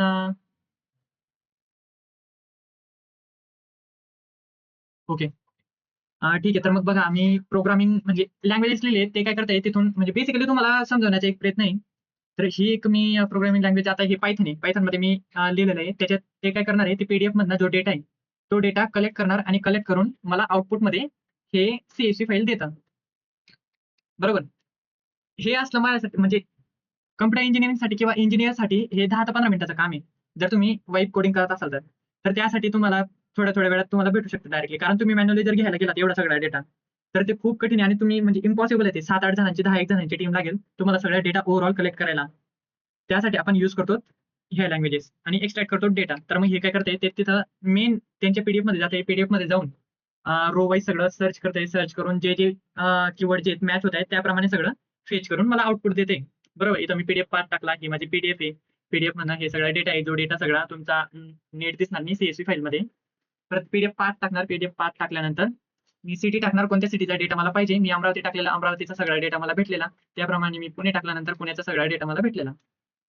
हे असं बेसिक कन्सेप्ट होती तुमची तुमच्या समजण्यासाठी. बरोबर. आणि त्यानंतर असणार आहे आपला आयटीचा हा तर डेटा डेटा तुम्हाला माहिती असेल किती पेजेस आहेत, 1566. आणि तो जो डेटा आहे मी तुम्हाला दाखवला 4000-5000 रोजचा, तो फक्त 200 पेजेसचा आहे. बरोबर. आता 200 पेजेसचा डेटा, आता तुम्ही तो कम्पेअर करा 1566 आणि ही फक्त PDF एक राउंडची, कॅप राउंड 1 ची. फक्त कॅप राउंड 1 ची, बाकीचे कॅप राउंडचे बाकी आहेत. मग एवढी म्हणजे डिफिकल्टी असते डेटा कलेक्शनसाठी. हे असतं तुमचं. कंटिन्यू करूया आपण IT साठी. ते तुम्हाला समजून गेलं असेल. नसेल समजलं तर मग तुम्ही डाऊट विचारू शकता. IT मध्ये नॉर्मली तुम्ही HTML CSS जे जावास्क्रिप्ट बॅकएंडसाठी आणि रिएक्ट पण तुम्ही यूज करू शकता त्यात. परत डेटाबेस मॅनेजमेंट सिस्टीम. आता जो डेटा तुमचा युजरचा येतो, एखाद्या वेबसाईटवर आले तुम्ही फॉर्म भरला, तो फॉर्म भरल्यानंतर जो बॅकएंडमध्ये डेटा ज्याने बनवलेला आहे त्याच्यापर्यंत पोहोचतोय, ते काम डेटाबेस मॅनेजमेंट सिस्टीम किंवा बॅकएंड थ्रू करतो आपण. बॅकएंड थ्रू आपण जावास्क्रिप्ट एक्झाम्पलमध्ये पकडला किंवा जो डेटा स्टोअर होतोय, तो डेटा आपला त्याच्यासाठी आपण SQL वापरतो, नो SQL यूज करतो. नेटवर्किंग, सायबर सिक्युरिटी बेसिक्स ते आपण शिकतो इन्फॉर्मेशन टेक्नॉलॉजीमध्ये. नंतर ऑपरेटिंग सिस्टीम, क्लाउड कॉम्प्युटिंग ते बेसिकली म्हणजे तुम्ही ॲझ्युम करू शकता कम्प्युटर इंजिनिअरिंग सारखे. परत web application same as computer engineering. फक्त नॉर्मल डिफरन्स असतो कम्प्युटर इंजिनिअरिंग मध्ये काय असतं, तुम्ही सॉफ्टवेअर प्लस हार्डवेअर दोघींवर वर्क करतात. आणि इन्फॉर्मेशन टेक्नॉलॉजीमध्ये काय असतं, जो डेटा जी इन्फॉर्मेशन असते त्यावरनं बेटर सोल्युशन काय भेटणार आपल्या सॉफ्टवेअरला, त्यासाठी आपण कम्प्युटर इंजिनिअरिंग यूज करतो. जे जॉब ऑपॉर्च्युनिटीज कम्प्युटर इंजिनिअरिंग मध्ये आहेत, ते जॉब ऑपॉर्च्युनिटी याच्यात असतात. याच्यामध्ये एक असतं UI UX डिझायनर, जे तुमचा युजर इंटरफेसचं जे असणार आहे डॅशबोर्ड. आता मी हे जे इंटरफेस आहे बनवलेलं, ते कसं बनणार, कोणत्या ठिकाणी काय असणार, ते याच्यात ऍड असतं. परत फ्युचर याच्यात पण तेच AI, क्लाउड, सायबर सिक्युरिटी, बॅकचेन, ब्लॉकचेन, फुल स्टॅक डेव्हलपमेंट असतं. नंतर पुढे तर बेसिकच म्हणजे कम्प्युटर इंजिनिअरिंग समजून चला, फक्त ही कोर ब्रांच आहे त्याची असं समजा. नंतर असणार आहे इलेक्ट्रॉनिक्स अँड टेलिकम्युनिकेशन. तर इलेक्ट्रॉनिक्स अँड टेलिकम्युनिकेशन मध्ये पण बरंच काही आहे. आता AI चिप सगळे भारतात लॉन्च केल्या जात आहेत. तेलंगणा किंवा वेगवेगळे वडोदरा, गुजरातमध्ये कुठेतरी लॉन्च करतायत. वेगवेगळ्या ठिकाणी आपल्या भारतात जे प्लांट आहेत ते इम्प्लिमेंट केलेले आहेत. ANTCचे म्हणजे चिप वगैरे जे झालं तुम्ही नॅनो टेक्नॉलॉजी जे असतात ते. आता ANTCचं पण खूप काही आता जर बघायला गेलो तर ANTCचा जास्त कट ऑफ जातोय as compare to computer engineering, AIDS, EIML मध्ये. ENTC पण खूप महत्वाचं आहे, ज्यात आपण जे इलेक्ट्रॉनिक्स गॅजेट्स असतात किंवा जे वेगवेगळे प्रोसेसिंग युनिट असतात, जसे की तुमचं CPUचं हे झाले प्रोसेसर वगैरे, जे चिप असले. आता असे चिप बनायला लागलेत, जे एकदम नॅनो चिप असतात. नॅनो चिप म्हणजे 9 NNचे, परत 10 NNचे, म्हणजे असे जे तुम्ही पाहू शकत नाही. म्हणजे कोण तुम्हाला इंजेक्शनमध्ये ती चिप टाकून तुमच्या शरीरात इन्सर्ट करतील ना, तुम्हाला काहीच कळणार नाही त्या गोष्टीत. बरोबर? एवढ्या छोट्या चिप डेव्हलप होत आहेत आणि ते त्याच्यात यूज म्हणजे हे काम असतं इलेक्ट्रॉनिक्स अँड टेलिकम्युनिकेशन इंजिनिअरचं. टेलिकम्युनिकेशन इंजिनिअर म्हणजे हे मोबाईल वगैरे त्याच्याशी डील करणारे सगळे जॉब्स. त्याच्यात तुम्ही शिकतात इलेक्ट्रॉनिक्स डिव्हाइसेस अँड सर्किट, जे वेगवेगळे सर्किट असतात तुमचं पिन जंक्शन वगैरे बरंच काही असतं पुढे. Analog and digital electronics, signal and systems, communication systems, जे रडार असतात वेगवेगळे. त्याच्यात परत तुमचे जे नेटवर्किंग डिव्हाइस असतात, जसे की वायफाय झालं, परत तुमचे टावर झाले कम्युनिकेशन सिस्टमसाठी, परत सॅटेलाइट झाले, वायरलेस सिस्टम झाले, IoT devices, smart solution. VLSI नवीन ब्रांच आलेली इंजिनिअरिंग मध्ये. तुम्ही बघाल ना, सर्च करा VLSI. खूप खूप म्हणजे ना अशी डिमांडिंग ब्रांच आहे, माहिती आहे तुम्हाला. आता आलेली आहे सगळ्यात म्हणजे बऱ्याच कॉलेजांना नाही VLSI, पण जर बघायला गेलात VLSI एक इम्प्रूव्ड स्ट्रक्चर आहे इलेक्ट्रॉनिक्स अँड टेलिकम्युनिकेशनचं. जसं तुम्ही जसं कम्प्युटर इंजिनिअरिंगचं जसं AIML AIDS होता, तसं डीपली आणि कोर मध्ये समजा तुम्ही ANTC साठी VLSI खूप इम्पॉर्टंट आणि खूप असं डिमांडिंग ब्रांच आहे VLSI मध्ये जर तुम्ही केलं तर इंजिनिअरिंग. VLSIचं आता कसं आहे, पुण्यात पण बऱ्याच कॉलेजांमध्ये नाही आता येत आहेत. आता आमच्या कॉलेजला पण मागच्याच वर्षी आलं. पुण्यातला फक्त 4 ते 5 कॉलेजांमध्ये VLSI भेटणार तुम्हाला. पण याचा डिसएडव्हांटेज असा आहे, VLSI साठी जे इन्स्ट्रुमेंट लागतात, ते इन्स्ट्रुमेंट बऱ्याच कॉलेजांना अवेलेबल नाहीयेत. म्हणून VLSIला पोरांना प्रॉब्लेम येतो घ्यायला, की म्हणजे घाबरतात, की VLSIला प्रॅक्टिकली कसं आपण इम्प्लिमेंट करू शकतो असं तसं. जे टॉपचे कॉलेजेस असतात ते घेऊ शकतात. त्यांचा काही प्रॉब्लेम नाही. याच्यात तुम्ही शिकणार VLSIचे बेसिक्स वगैरे ते तर असणार आहे तुम्हाला ANTC मध्ये. Antenna and wave propagation, wireless communication, 4G, 5G, IoT. आता हे जे 2G वरनं 5G पर्यंत आलेले आहेत सगळे डिव्हाइसेस, ते त्याच्यात मेन रोल कोणाचा आहे? ANTC वाल्यांचा आहे. बरोबर. जे एवढं मोठं तुमचं कम्प्युटर होतं 1970च्या जवळपास, 1990च्या जवळपास जर बघितलं तुम्ही, तर लॅपटॉप कॉम्प्युटर खूप मोठमोठे होते. त्यांचं वेट खूप मोठं होतं. का होतं? कारण त्यांच्यात प्रोसेसर होतं. परत वेगवेगळे जे तुमचे कूलिंग फॅन्स झाले, ते बरंच काही असं होतं, की त्यांचं वेट मोठं होतं. पण परत आता लॅपटॉप तुम्ही जर बघायला गेलेत, स्क्रीन बघायला गेलेत, फोनपर्यंत आलेत तुम्ही, स्क्रीन टच फोन आलेत सगळे. ते कशाच्या मदतीने? आता लॅपटॉप पण एकदम छोटे-छोटे यायला लागलेले आहेत. एकदम छोट्या साईजमध्ये 1.5 किलोपर्यंत, 1-1 किलोपर्यंत लॅपटॉप यायला लागलेले आहेत. त्यावेळेला टनमध्ये लॅपटॉप होते स्टार्टिंगला जेव्हा 1 टन, 2 टन, 100 किलो, 500 किलो असे म्हणजे हाय वेटेज होते. तर मग ते वेट कशामुळे कमी झालेलं आहे? आपले जे प्रोसेसर आहेत ते छोटे झाले. जे वेगवेगळे सिस्टम्स आहेत ते त्यांना छोटं केलं. ते कोणाचं काम होतं? हे सगळं ANTC वाल्यांचं काम होतं. आणि ANTC जर बघायला गेलो तर one of the most important branch आहे इंजिनिअरिंगमध्ये जर बघायला गेलो तर. खूप महत्त्वाची ब्रांच आहे, ती तुम्ही प्रिफर करू शकतात. आणि मी तर तुम्हाला सांगेल, की प्रिफर करा आणि घ्या जर तुम्हाला अ, हे आपल्या टेक्निकल ब्रांच भेटत नसेल तर. ANTC खूप म्हणजे पॉवरफुल ब्रांच आहे, तुम्ही घेऊ शकता. जॉब ऑपॉर्च्युनिटी याच्यात काय-काय आहेत? जॉब ऑपॉर्च्युनिटी याच्यात तुम्ही इलेक्ट्रॉनिक्स डिझाईन इंजिनियर बनू शकतात, परत embedded system engineer, telecom engineer आणि तुम्हाला याच्यात कुठे कुठे जॉब भेटू शकतात. जे टेलिकम्युनिकेशनचे जे मल्टिपल कंपनीज आहेत, जिओ झाले, रिलायन्स झाले, परत वेगवेगळे जे टॉपचे कंपनीज आहेत त्याच्यात तुम्हाला जॉबचं भेटू शकतात. परत रडार झालं, सॅटेलाइट वगैरे त्यासाठी तुम्ही इस्रोमध्ये करू शकतात. इस्रोमध्ये जॉब करू शकतात. सगळं तुम्ही रिसर्च सायंटिस्ट म्हणून किंवा electronics design engineer, embedded system engineer, telecom engineer, जे रडार वगैरे असतात त्यावर सगळं तुम्ही काम करू शकतात ॲज अ रिसर्च सायंटिस्ट इस्रोमध्ये. त्याचप्रमाणे तुम्ही रडार वगैरे डिटेक्ट करण्यासाठी किंवा ते कसं होतं, काम कसं करतं, त्यात तुम्ही परत DRDO मध्ये पण करू शकतात job in future. Signal processing engineer तुम्ही बनू शकतात. VLSI design engineer. VLSI मध्ये तुम्ही ना एकदा सर्च करा बरं का YouTubeला किंवा इंटरनेटला, तुम्हाला बरेच काही बघायला भेटेल. कारण VLSI खूप म्हणजे अशी इम्पॉर्टंट ब्रांच आहे आणि खूप म्हणजे असं ट्रेंडिंगमध्ये येणार आहे, ते तर मला माहिती आहे पुढे इन फ्युचर. परत IoT engineer, research and development engineer हे सगळं असणार आहे. त्याच्यात तुम्हाला बेसिक अंडरस्टँडिंग आली असेल. बरोबर. आता पुढची ब्रांच आपण बघूया. कोणाला डाऊट असतील विचारून घ्या मध्ये. हँड रेज करा. नॉर्मली काही प्रॉब्लेम नाही. Mechanical engineering. मेकॅनिकल इंजिनिअरिंगमध्ये काय काय असतं? Mechanical engineering is the branch that design, analyze, manufactures and maintain machines and system that power the world. आता याच्यात काय असतंय, तुम्ही डिझाईन करतात. आता कारची डिझायनिंग कशी असणार आहे मेकॅनिक्स प्रमाणे त्यात, आणि हे म्हणजे हे पण चांगली ब्रांच आहे किंवा चांगलं डिसिजन असणार जर तुम्ही घेणार तर. आणि कोर ब्रांच मध्ये सगळ्यात जानी-मानी जी ब्रांच आहे ती मेकॅनिकल इंजिनिअरिंग म्हणजे घेतात पोरं बरेच काही. मेकॅनिकल इंजिनिअरिंग पण चांगली आहे. याच्यात तुम्हाला फ्युचरमध्ये जॉब भेटतात. तुम्हाला Mercedesमध्ये ऑटोमोबाईल्स व्हेइकलचे जे कंपनीज असतात त्यामध्ये Mercedes झालं. परत तुम्ही मेंटेनन्स इंजिनियर किंवा एअरपोर्टमध्ये जे एअरक्राफ्ट किंवा सॉरी एअरपोर्टमध्ये नाही, आपलं डिफेन्समध्ये जे एअरक्राफ्ट असतात त्यांचे इंजिन वगैरे, एरोस्पेस कॉम्पोनंट्स वगैरे त्याच्यात तुम्ही सगळं शिकतात. रोबोटिक्स सिस्टम तुम्ही त्याचे शिकतात. ऑटोमोबाईल्स म्हणजे वर्क कसं करतात कार्स, त्यात सगळं काही शिकतात. आणि परत कॅड कॅम हे तुमचे शक्यतो आय गेस सॉफ्टवेअर असतात. इंजिनियर्स किंवा यावर तुम्ही प्रॉपरली वर्क करतात कॅड कॅमवर. आणि नंतर रोबोटिक्स इंजिनियर, इंडस्ट्रियल इंजिनियर हे सगळं असतं. आणि याच्यात पण कसं आहे, जॉबचे खूप अपॉर्च्युनिटीज आहेत. जर बघायला गेलो सगळ्यात जास्त जॉब जे आहेत मेकॅनिकल इंजिनिअरिंगला असतात. इंजिनिअरिंग कंप्लीट झाल्यानंतर जर तुम्ही प्रॉपरली केलेलं असलं तर. कारण कसं आहे, आता बरेच काही जे सिस्टम्स आहेत मेकॅनिकली तुम्ही मॅन्युफॅक्चर करतात, डिझाइन करतात. डिझाइन केल्यानंतर त्याला रिअल वर्ल्ड सोल्युशनमध्ये कन्व्हर्ट करतात. हे असतं तुमचं मेकॅनिकल इंजिनिअरिंग. नंतर तुम्ही बिल्ड करतात मशीन्स, बरोबर, mechanics, automobiles and vehicles, robotic system, aerospace components. Aerospace components म्हणजे त्याचे इंजिन वगैरे झाले सगळे. ते इंजिनमध्ये काय कसं आहे, कसं बाउंड करतात ते सगळं असलं. परत 3D printer, prototype, energy and power system, industrial equipments and many more. हे असतं तुमचं मेकॅनिकल इंजिनिअरिंग. त्यानंतर असणार आहे तुमचं electrical engineering. Electrical engineering is all about electricity, electronics and power system. It deals with generating, transmitting, controlling, and using electrical energy to make our lives better and smarter. ह्याच्यात काय असतं, तुम्ही इलेक्ट्रिसिटीवर properly work करतात. म्हणजे जे multiple power असतात इलेक्ट्रिसिटीचे, जसे power plant झाले आपल्या साईडला, साक्री साईडला झाले पॉवर प्लांट. त्यानंतर सर्किटचे अनालिसिस, परत मल्टिपल जॉब्स असतात इलेक्ट्रिकल इंजिनिअरचे. ॲज अ इलेक्ट्रिकल इंजिनिअर तुम्ही वर्क करतात किंवा बिल्ड करतात. पॉवर जनरेशन सिस्टीम किंवा डिस्ट्रिब्युशन कसं होणार ते सगळा प्लॅन जो असतो तो इलेक्ट्रिकल इंजिनिअरचा असतो. त्याखाली मल्टिपल वर्कर्स असतात, त्या तुमच्या प्लॅन प्रमाणे बिल्ड करतात. एनर्जी कशी रिन्युएबल होणार, त्यांचं सोल्युशन काय आहे, परत ती प्रोव्हाइड कशी होणार, आणि इंडस्ट्रियलमध्ये एनर्जी मॅन्युफॅक्चरिंग किंवा एनर्जी मेंटेन करायचं काम जे ते सगळं इलेक्ट्रिकल इंजिनिअरिंग करतात. बरोबर. इलेक्ट्रिक मोटर्स अँड ड्राईव्ह तुम्ही ते बिल्ड करतात पुढं इन फ्युचर. PDF मध्ये दिलेलं आहे. आणि याच्यात परत जॉब अपॉर्च्युनिटी जे ते तुम्ही इलेक्ट्रिकल डिझाइन इंजिनियर बनू शकतात. जे डिझाइन असणार आहेत इलेक्ट्रिसिटीचे किंवा जे पॉवर प्लांट बनवतात त्याचे वेगवेगळे डिझाइन मशीन्सचे ते तुम्ही करू शकतात. Control and automation engineer, power electronics engineer, maintenance engineer, project engineer. Project engineer म्हणजे तेच आपलं तुमचं जे प्रोजेक्ट जे आहे ते सगळं मॅनेज करायचं काम तुमच्या हाताखाली असणार आहे.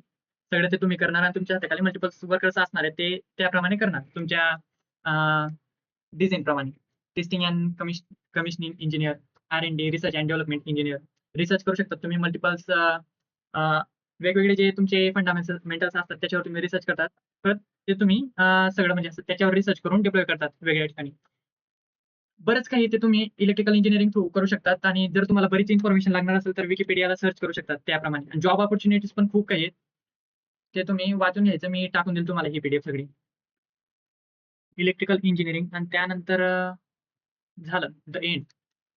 यात जर कोणाला काही डाऊट असतील तर डाऊट विचारून घ्या. कारण कसं आहे, तुमचे डाऊट क्लिअर करणं आणि क्लिअर होणं खूप महत्वाचं आहे. महत्वाचं कसं आहे, जर आता समजा तुम्ही चुकीची ब्रांच घेतली किंवा तुम्हाला डाऊट आहे आणि त्याचप्रमाणे तुम्ही ती ब्रांच घेतली, तर त्याचा डिसएडव्हांटेज तुम्हाला पूर्ण ओव्हरऑल जी लाईफ आहे तुमची 50-60 वर्ष जे पुढे तुम्ही 60-70-80 वर्ष जे जगणार आहेत, ते तुमचं म्हणजे एक प्रकारे तुमची आयडेंटिटी होणार आहे. तर मग त्यासाठी जर तुम्हाला नॉर्मल डाऊट असेल ब्रांच सिलेक्शनमध्ये, बेस्ट ब्रांच चूज करा आणि जर तुम्हाला पर्सेंटेज चांगले असतील, तुम्हाला पुणे साइड, नाशिक साइड घ्यायचं असेल, तर तुम्ही काउन्सिलिंग जॉइन करू शकता. काउन्सिलिंगसाठी पण आता 3 ते 4 सीट्स उरलेले आहेत माझ्याकडे.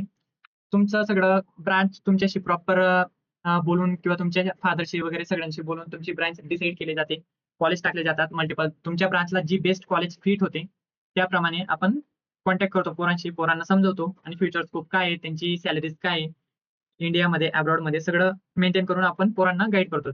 आणि जरी तुम्ही काउन्सिलिंग घेतली नाही आणि जरी तुम्हाला काही डाऊट असेल, तर फ्री टू आस्क. घाबरायचं नाही. कारण नॉर्मल काय आहे, आपल्याकडच्या पोरांना तोच प्रॉब्लेम आहे सगळा. विचारायला घाबरतात आणि कसं आहे, आता चुकीचं डिसिजन घेतलं तर मग काय पुढे प्रॉब्लेम तर तुम्हालाच होणार आहे. हे सगळे जर कोणाला काही डाऊट असतील तर विचारून घ्या. डाऊट आहेत कोणाला? हँड रेज करा किंवा सेशन झाल्यानंतर तुम्ही मला कॉन्टॅक्ट करू शकता. WhatsApp थ्रू किंवा ईमेल थ्रू. आणि जे पोरं जॉइन नाही झालेत आजच्या सेशनला, तर मग त्यांच्यासाठी मी हे जे सेशन आहे ते YouTubeला टाकून देईल. YouTubeला टाकल्यानंतर लिंक प्रोव्हाईड करेल WhatsAppला, ग्रुपला. पण YouTubeला जाण्याची शक्यता तशी कमी असणार आहे, कारण वेळ असायला पाहिजे तेवढा. वेळ असला तर मी YouTubeला टाकेल आणि ज्या पोरांना पाहिजे असेल त्यांना मी प्रोव्हाईड करून देईल. ओके, तर कोणाला काही डाऊट असतील तर विचारून घ्या. Free to ask. काही प्रॉब्लेम असला, कुठलाही प्रॉब्लेम असला, तर तुम्ही विचारू शकता. आणि आजचं जे सेशन होतं ते सगळं फ्री होतं ओव्हरऑल. जे नॉर्मली म्हणजे हे आजचं तर बेसिकली मी फक्त काउन्सिलिंग स्टुडंटसाठी ठेवलेलं होतं. पण बरेच काही रिक्वेस्ट करत होते, की दादा आम्हाला पण करायचं होतं कंटिन्यू, म्हणून ते त्यांनी केलेलं जॉइन म्हणून ठेवलेलं आपण फ्री म्हणून. ठीक आहे, तर कोणाला काही डाऊट असतील विचारून घ्या आणि जर डाऊट नसतील तर पुढचं सेशन घेऊया आपण. त्याप्रमाणे मी तुम्हाला सांगेल. आता पुढचं सेशन जे असणार आहे ते कॉलेज सिलेक्शनमध्ये असणार आहे. Better college, better branch. आता कसं असतं काही वेळेला तुमचे जे ब्रांच असतात, बरोबर. आता टायर 3, टायर 4च्या कॉलेजमधनं टेक्निकल ब्रांच करण्यापेक्षा त्याच्यापेक्षा बेटर असतं टायर 1च्या कॉलेजेसमधनं कोर ब्रांच केलेलं. ENTC इलेक्ट्रिकल, परत तुमचं मेकॅनिकल. आणि एच-पी-पीच्या याच्यात कसं असतं, फर्स्ट इयरला जर सगळ्यांना सेम असतं. जर तुम्हाला ब्रांच चेंज करायची असेल, पर्सेंटाईल कमी असेल 50, 55, 40, 42, तर तुम्ही फर्स्ट इयरला नॉर्मली ऍडमिशन घेऊन टाका चांगल्या कॉलेजमध्ये. चांगल्या कॉलेजमध्ये घेण्यासाठी तुम्ही जॉइन करू शकता काउन्सिलिंग. आणि जर चांगल्या कॉलेजमध्ये ऍडमिशन घेऊन टाकलं आणि कोर ब्रांच भेटली पर्सेंटाईलनुसार, आता पर्सेंटाईल जर कमी असले तर कोर ब्रांचच भेटेल तुम्हाला, मेकॅनिकल, इलेक्ट्रिकल. बरोबर. आता कोर ब्रांच जर भेटली तर फर्स्ट इयरला जर तुम्ही, कारण काही वेळेला कसं असतं ना, सीईटी मध्ये ना जे एकदम खालच्या लेवलचे पोरं असतात, खालच्या लेवलचे म्हणजे ज्यांना काही जमत नाही, काय नाही, त्या पोरांना एकदम हाय मार्क्स पडतात, जसे की 85, 86 तुक्के मारून. प्रत्येक वर्षाचा सीन आहे. आणि जे कन्सिस्टंटली पोरं अभ्यास करतात सीईटीच्या आधी, एक्झाम देण्याच्या आधी, त्या पोरांना मार्क्स पडतात 30, 40, 50, 60, 70च्या रेंजमध्ये. हे प्रत्येक वर्षाची कहाणी झाली पोरांची. तर मग त्यात कसं असतं, जे टॉपचे पोरं असतात ते काय करतात, एकदम छोट्या कॉलेजमध्ये नॉर्मली टेक्निकल ब्रांच घेऊन घेतात, AIDS वगैरे, कम्प्युटर इंजिनिअरिंग, IT. तर मग ते जे त्यांच्याकडे जर ॲबिलिटी असेल, की फर्स्ट इयरला तुम्ही करू शकतात सगळं काही, किंवा तुमच्यामध्ये एवढी ॲबिलिटी की तुम्ही 9+ CGPA आणू शकता. तर मग मी तुम्हाला असा सल्ला देईल, की नॉर्मली एक टॉपच्या कॉलेजमध्ये बेसिक ब्रांच घ्या. बेसिक म्हणजे तुमची इलेक्ट्रिकल, ENTC, परत मेकॅनिकल. ठीक आहे. ही महत्त्वाची ॲडवाइस आहे माझ्याकडनं. कारण कसं असतं, प्रत्येक वर्षी पोरांना प्रॉब्लेम असतो आणि पोरं घाबरून साधी ब्रांच घेऊन टाकतात एकदम साध्या कॉलेजमध्ये. आणि साध्या कॉलेजमधनं केलं तर मग ते कसं आहे, तुमचं कंप्लीट झाल्यानंतर तुम्हाला प्लेसमेंट भेटत नाही, काय नाही. मग ते कसं, माझं म्हणणं काय आहे, टायर 3च्या कॉलेजमध्ये टेक्निकल ब्रांच करण्यापेक्षा टायर 1, टायर 2, टायर 2च्या कॉलेजमधनं कोर ब्रांच करा. आणि इथं SPPU मध्ये कसं असतं, SPPU मध्ये तुम्ही फर्स्ट इयरला सगळ्यांची ब्रांच सेम असते. सेकंड इयर पासून ब्रांच डिवाइड होतात. आता फर्स्ट इयरला जर समजा तुम्ही 9+ CGPA आणला टायर 2च्या कॉलेजमध्ये आणि तुमची ब्रांच इलेक्ट्रिकल, तुम्हाला ब्रांच करायची शिफ्ट. जी टेक्निकल ब्रांच तुम्हाला अवेलेबल असेल किंवा सीट जर अवेलेबल असेल कॉलेजला, जे की प्रत्येक वर्षी पोरं सोडून जातात, कारण पोरांकडनं होत नाही इंजिनिअरिंग. तर मग ते सीट्स खाली होतात. जसे की AIDSचं सीट खाली झालं. तर मग तुम्ही कॉलेजमध्ये, युनिव्हर्सिटीला किंवा कॉलेजला अप्लाय करू शकता, की माझी CGPA चांगला आहे, मला इलेक्ट्रिकल बनणं, कम्प्युटर इंजिनिअरिंगला पाहिजे, किंवा सीट जर खाली असेल AIDSला घ्या, किंवा सीट जर खाली असेल AIMLला पाहिजे. ते तसं तुम्ही अर्ज करतात. तुमची जी नॉर्मली ही असते, प्रोसेस असते, ती प्रोसेस तुम्ही करून सीट्स घेऊ शकतात. पण ती जी कॉलेजला घेणार आहेत तुम्ही, असं नाही की तुमच्याच कॉलेजला घेऊ शकतात. दुसऱ्या कॉलेजला पण घेऊ शकतात सेकंड इयरला. पण ती कॉलेज पुणे युनिव्हर्सिटीच्या अंडरमध्ये पाहिजे. म्हणजे जी तुमची पहिली कॉलेज आहे ना, आता समजा JSPM तुमच्या अंडरमध्ये, किंवा MIT तुमच्या SPPच्या अंडरमध्ये एक्झाम्पल, आणि तुम्हाला सीट्स अवेलेबल आहे, एखादी टेक्निकल सीट्स अवेलेबल आहे अजिंक्य DY पाटीलमध्ये. तर तुम्ही ऑनलाईन तिथे अप्लाय करू शकता. मला ही सीट पाहिजे, माझा हा CGPA, जर तुम्ही कट ऑफमध्ये बसत असणार तर तुम्हाला हँड ओव्हर करणार ती ब्रांच. असं असतं. एवढं असतं नॉर्मली. परत जर तुम्हाला काही प्रॉब्लेम असला त्याच्यात, ते पण तुम्ही विचारू शकतात. आजचं सेशन इथं संपतंय. कोणाला डाऊट असेल विचारून घ्या.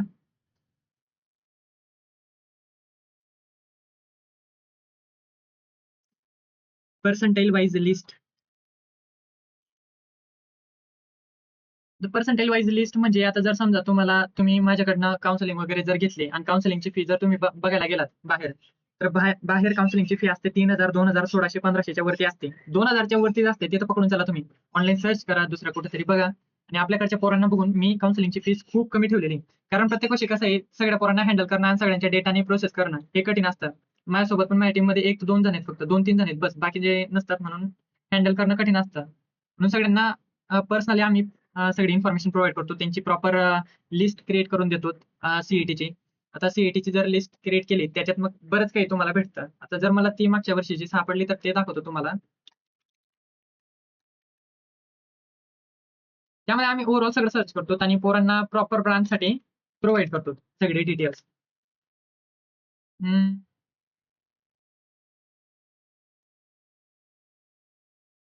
माझ्याकडे मागच्या वर्षीचा डेटा पाहिजे. ओके, तो डेटा शक्यतो भेटलाय मला. हा, हे बघ, हे स्टार्टिंगचं हे होतं मागच्या वर्षीचं. माझ्याकडे एक पोरगा होता काउन्सिलिंगला, तर त्या पोराला 88.55% होते ओबीसी कॅटेगरी. तर त्या कॅटेगरीनुसार आम्ही काउन्सिलिंगमध्ये अशी प्रॉपर लिस्ट बनवतो. हे त्याच्या दुसऱ्या तिसऱ्या नाही सॉरी तिसऱ्या चौथ्या कट ऑफची, सॉरी याची तिसऱ्या तर चौथ्या कॅपराऊंडची लिस्ट. तर याप्रमाणे आम्ही लिस्ट बनवून देतो. लिस्ट प्रमाणे सगळी लिस्ट असते, म्हणजे कॉलेजांची लिस्ट असते, आणि याप्रमाणे कॉलेजेस आम्ही फिल करतो त्याचे, जे काउन्सिलिंग मध्ये पोरं असतात ते. तुम्हाला काहीच गरज नसते की लिस्ट बनवा, हे करा ते करा, सगळं आम्ही ओव्हरऑल करतो. आता त्याच्यात कट ऑफ असतो कम्प्युटर इंजिनिअरिंगचे किती, इन्फॉर्मेशन टेक्नॉलॉजीचे किती, आयटीचा किती, एआयएमएलचे किती, याप्रमाणे. आता ज्या कॉलेजेसला एआयएमएल नाहीये त्या ठिकाणी ब्लँक असतात, ज्या ठिकाणी आयटी नाही तिथं ब्लँक आहे. ओव्हरऑल अशी शीट तुम्हाला बनवून भेटते सगळी. हे तर मागच्या वर्षाचं आहे सगळं काही, याप्रमाणे असणार आहे. तर तुम्ही एवढं स्पेंड करू शकता तुमच्या याच्यावर, की तुम्ही घेऊ शकता काउन्सिलिंगचं, जर तुम्हाला म्हणजे असं हवं असेल तर. कॉन्टॅक्ट करा, जर झालं तर ठीकच तुमचं. ओके, के वाघ, एआयएमएल ब्रांच, राईट. कोणती, आरसी पाटील एआयएमएल. हे बघा, आता के वाघचं कसं आहे, के वाघ मध्ये एआयएमएल किंवा आपला आरसी पटेल. आता आपण जर बघूया, एकच मिनिट हा, मी तुम्हाला दाखवतो ओरिजिनल डेटा सीईटीचा. हा, आणि वरून ही माझी वेबसाईट, जर तुम्हाला पाहिजे असेल वेबसाईटला व्हिजिट करा. व्हिजिट केल्यानंतर फॉर्म फिल करा. कन्सल्टेशनसाठी फ्री कन्सल्टेशन असते. लॉग इन करा, साइन इन करा, सगळं तुम्हाला भेटेल तिथं. Book free consultation. Book free कन्सल्टेशनला आलात का, लॉग इन वगैरे करा. लॉग इन करून तुम्हाला सगळी इन्फॉर्मेशन भेटू शकते, बरोबर. आणि त्याप्रमाणे आपण होतो सीईटीच्या डेटा सेटवर. ओके, आता जर बघायला गेलो तर आपण नाशिकचे के वाघ.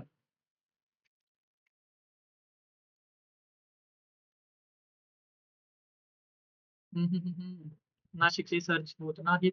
ठीक आहे, तर मी नॉर्मली सांगतो तुम्हाला. नाशिकचं कसं आहे माहिती आहे का, आता नाशिकचे के किंवा जर बघायला गेलो तर टॉप लाईन, आणि जर तुम्हाला करायचं असेल इंजिनिअरिंग आणि तुमचं बजेट कमी आहे, तर मग तुम्ही इकडे आरसी पटेलला करू शकता. पण जर मी तुम्हाला कंपॅरिझन मध्ये जर सांगायला गेलो, तर नाशिकची के किंवा सगळ्यात टॉपची कॉलेज आहे, ती तुम्ही कम्पेअर करू शकता पुणेची व्हीआयटी, एआयएसएसएम, अशा कॉलेजांसोबत, बरोबर. कारण के वाघ म्हणजे टॉप आहे, एकदम टॉपला आहे. नाशिकला सोडा, पुण्याच्या कॉलेजेसला टक्कर देण्यासारखे कॉलेज आहे. आरसी पटेल पण चांगलीच आहे, पण जर बघायला गेलो तर के वाघला तोड नाही कुठल्या याचा. कारण के वाघ कसं आहे, के वाघचं प्लेसमेंट ड्राईव्ह एकदम स्ट्रॉंग आहे. आरसी पटेलचं पण आहे, असं नाही की के वाघचं आरसी पटेल म्हणजे आरसी पटेलला कमी आहे असं नाही. पण के वाघला कसं आहे, के वाघचे मल्टिपल जे कंपनीज आहेत, टीसीएस, परत तुमचं मायक्रोसॉफ्ट वगैरे, ते त्यांच्या जाण्याची ऑपॉर्च्युनिटीज आपल्याला भेटतात. आणि आरसी पटेलचं एवढं नाव नाही बाहेर, जर बघायला गेलो तर आपण. आरसी पटेलचा आपला फक्त के वाघचा असतो 95-96च्या जवळपास, बरोबर. कारण के वाघ स्ट्रॉंग आहे. जर घ्यायचं असेल के वाघ, मी प्रिफर करेल तुम्हाला डोळे लावून के वाघला घेऊन टाकायचा, संपला विषय. जर चांगले पर्सेंटेज असेल तर ट्राय करा. पहिल्या राऊंडला तुम्हाला कॉलेज भेटेल, ट्राय करा. कारण कसं आहे, पहिल्या राऊंडला जर कॉलेज सुटले तुमच्या हातात ना, तर मग खूप कठीण होतं. पुढे प्रेशर यायला लागतो पोरांना. त्यात कसं आहे, पोरांना प्रेशर यायला लागले, कुठले पण कॉलेज टाकतात, कुठलं पण हे असतं. आता माझ्याकडे एक केस होता, तर त्याच्यात असं होतं 2 वर्ष आधी, तर त्या पोराला होते 92%. त्याला सांगितलेलं घेऊन टाक काउन्सिलिंगचं काही एवढं नव्हतं त्यावेळेला, मी कमीच ठेवलेली फीज माझी. तर 92% असून त्या पोराने कॉलेजेस बरोबर टाकले नाही, कॉलेजेसची सिक्वेन्स चुकवली. स्टार्टिंगला एकदम टॉपचे कॉलेज टाकले पहिल्या राऊंडला लागला नाही. दुसऱ्या राऊंडला टाकले, दुसऱ्या राऊंडला लागला नाही. तिसऱ्या राऊंडला टाकले, तिसऱ्या राऊंडला अशा कॉलेजेस टाकले ज्यात नंबर लागू शकला असता. पण जे टॉपचे कॉलेजेस असतात त्यांचे सीट तर पहिल्या दुसऱ्या राऊंड मध्येच फुल झाले ना, तिसऱ्या राऊंडला भेटलेच नाही. त्याला 92% असून त्या पोराने 1.5 ते 2 लाख रुपये भरून ऍडमिशन मॅनेजमेंट थ्रू घेतलं. इथली कॉलेज काय म्हणतात राव त्याला, जेएसपीएम ताथवडीची. 2 ते 3 लाख भरून मॅनेजमेंट थ्रू ऍडमिशन घेतलेलं त्या पोराने, दरवर्षीची तेवढी फी. आणि जर सीईटी थ्रू त्याच कॉलेजला पहिल्या राऊंडला लागून गेला असतं, पण त्या पोराने ऐकलेलं नाही त्यावेळेला ऐकलं असतं तर मग बरेच पैसे त्याचे वाचले असते. परत तुम्हाला स्कॉलरशिप भेटते जर सीईटी थ्रू तुम्ही करतायत तर. 50% फीस जी तुमची रिटर्न येते किंवा सरकार पे करतं जर सीईटी थ्रू लागला तर. म्हणून सांगतो तर मग नॉर्मल डिसिजन घेण्यासाठी एवढा विचार नसतं करत. कारण ते तुमचं कसं आहे फ्युचरचं आहे डिसिजन. मग त्याप्रमाणे तुम्ही तेवढं स्पेंड करू शकता. हे ऍडवाइस असतात आता प्रत्येक वर्षी आणि ही ऍडवाइस तुमची याप्रमाणे असणार आहे, की जसं मी तुम्हाला 3 ते 4 महिने आधी सांगितलं होतं ना, की जेईचे दोघे अटेम्प्ट देऊन टाका, सीईटीचे दोघे अटेम्प्ट देऊन टाका, बीसीएचा एक अटेम्प्ट देऊन टाका. टोटल 5 अटेम्प्ट होते तुमच्याकडे. 5 लाईफलाईन होते. ज्यावेळेला जे पोरांनी ऐकलं नाही, त्या पोरांचं बरोबर आता तसं होतंय, की ते सांगताय, की दादा भरायला पाहिजे होतं, ते करायला पाहिजे होतं. आणि आता त्याच पोरांना पडलेले आहेत 30, 22, 25% असं, की ते सांगतात, की दादा चुकलं आमचं त्यावेळेला करून घ्यायला पाहिजे होतं म्हणून. एवढंच म्हणणं असतं, की कारण कसं आहे मला तर दरवर्षीची सवय लागली पोरांची. प्रत्येक वर्षी पोरं कुठले जे हे फेस करतायत. त्याचप्रमाणे आपलं असं गाईडन्स असतं, तर मग ते तुमच्यावर असतं पुढे काय करायचंय, कसं करायचंय. ठीक आहे, तर आजचं सेशन संपते इथं आपलं. जर कोणाला काही डाऊट असेल नॉर्मली तर विचारून घ्या. फ्री